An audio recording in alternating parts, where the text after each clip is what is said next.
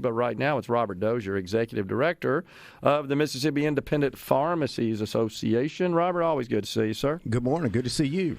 All right, so you guys sent me some information about this lawsuit and that involves pharmacy benefit managers and an employer, actually, here in this case.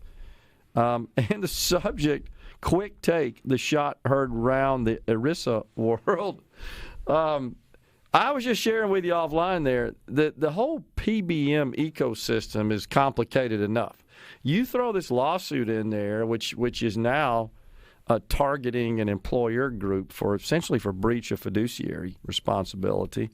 That just exacerbates the complexities of this just Byzantine system that frustrates the hell out of everybody, honestly. It is. It's a very complex issue because, number one, there's no transparency in it. And you throw in a lawsuit of this kind right here, and, you know, the lawsuit was filed in New Jersey last week, and you and I were kind of talking about that earlier. It's different because the beneficiary, the employee of the company, is suing the health insurance plan, the employer, because of they think there's a breach of fiduciary responsibility.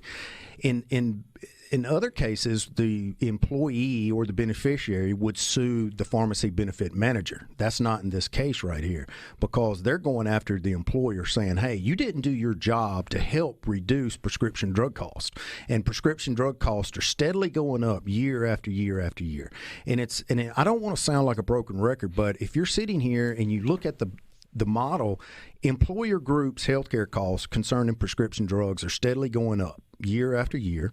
The employees' copays, monthly premiums, yearly premiums, or whatever, are going up. And then the pharmacy's reimbursements are going down. So where's the problem right here?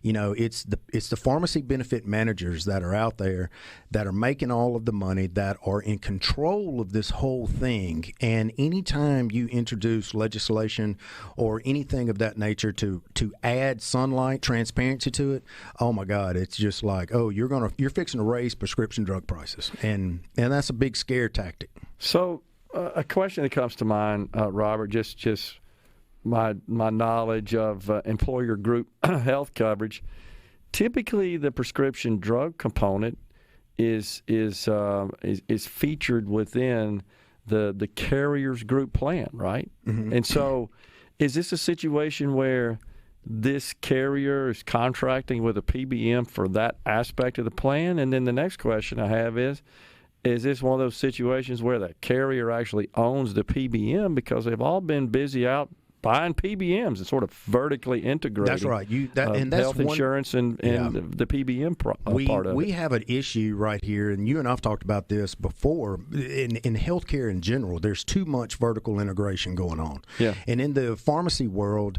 and especially on the PBM side, there is a lot of vertical integration where the insurance company owns the PBM or vice versa. The PBM owns the retail pharmacy. They own the specialty pharmacy. They own the mail order pharmacy and such. There is no competition out there in the pharmacy prescription drug world. Okay. And the PBMs want to keep that chokehold like they have it right now.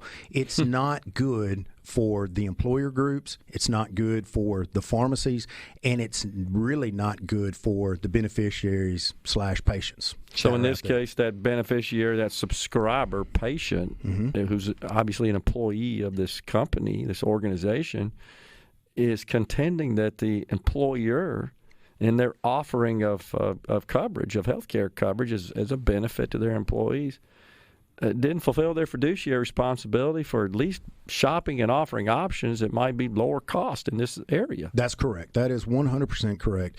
It is that patient, the beneficiary's thought, and I guess, they're right to file a lawsuit against this company because they feel like they have been wronged in the company's fiduciary duty to help keep the healthcare costs down.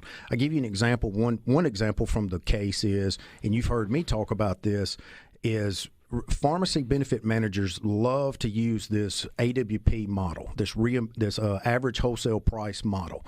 Well, average wholesale price has been shown to be an inflated number. So you're already starting with an inflated number that can easily be manipulated. That's been proven. Well, what the patient is saying is you should have used a true cost. And there is a national benchmark out there that determines cost. It's national average drug acquisition cost.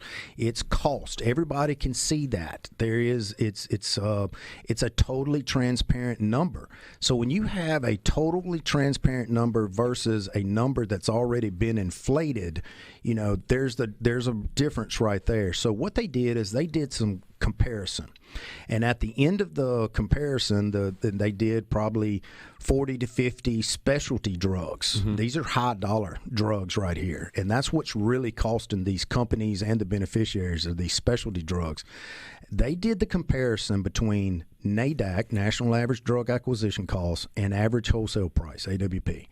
And at the end of the day, the totals prove that the AWP out of all these drugs is roughly 500% higher than it would if they would have used the National Average Drug Acquisition Cost methodology. I'm looking at one of the examples. You have to help me with the pronunciation, but teriflunomide? That sounds good. We'll leave it at that. Okay. $82 on this NADAC cost model. PBM cost $16,822 for a 90-day supply. $16,000 versus $82, and then another one, I can't say it, imatinib mesylate, NADAC cost of $160 versus the PBM cost of $16,398 for a 90-day supply. I've never heard of those drugs. I suspect those are the specialty type drugs you're talking about. Yes, and just obscure essentially. Yeah, and and here's the deal: the PBMs in a lot of these contracts they sign with the employer groups. Yeah, they get to define what specialty is. So it's all about the definition as well too. So and a lot of times they define what specialty is by the cost, $500 or more. It's not that it's a special drug that has to be mixed and compounded a certain way. It's just based on cost. Well, clearly when it's $16, right, versus or whatever, $82 versus $16,000, clearly it's not specialty, and that's got some sort of rare chemical ingredients or a complex, difficult, costly process to produce. Yeah, I mean, and that's the whole thing. The PBMs do not want to move away from this AWP methodology. They do not want transparency because look, this right here, you're looking at, you can see the grand total of all of these drugs there at the end of that spreadsheet. The NADAC, the true cost would have been $28,000 versus the AWP, $167,000. Where do you see this going, Robert? Employer groups are going to have to start really digging into how pharmacy benefit managers operate. They're going to have to start looking at true, transparent PBMs, and there are some out there. I don't have any affiliation with any of them, so I'm not pushing any particular transparent PBM, but they are out there. Some are actually working in the state of Mississippi already. We have to get to a transparent model to where it saves the employer groups money. It could save the state of Mississippi money, with the state health plan, and but at the end of the day, it saves the employee, the patient, money. This lawsuit could be a game changer. It could set case precedent, as you know, where employers are on the hook. That's correct. And their weight comes into bear into this just crazy ecosystem that involves prescription drugs. I mean, this could really change the entire industry. It could, and I'll tell you this: like I said earlier, there are companies in the state of Mississippi that are using transparent PBMs. Okay. I talked to a gentleman who represents a transparent PBM. And his first client here in the state of Mississippi, they've had a relationship with them over a year. And I just straight asked him, I said, have you saved that client money compared to when they were doing business with a traditional? And he said, yes. Yeah. Well, I mean, you would think so. Just a little bit of sunlight would cause that to happen. Sunlight goes a long way. All right. Well, keep us abreast of this. Appreciate you coming in and unraveling the complexities here. And, I mean, again, this could really be – and this is what state? New Jersey. That's what I thought. New Jersey. So who knows where this is going, but I wouldn't be surprised if you don't see similar cases, right? Well, you and I probably just gave a lot of people an idea. Exactly right. Appreciate you coming in, Robert. All Thanks right, my a lot, friend. man. Take care. Coming right back, folks, in the Element Wealth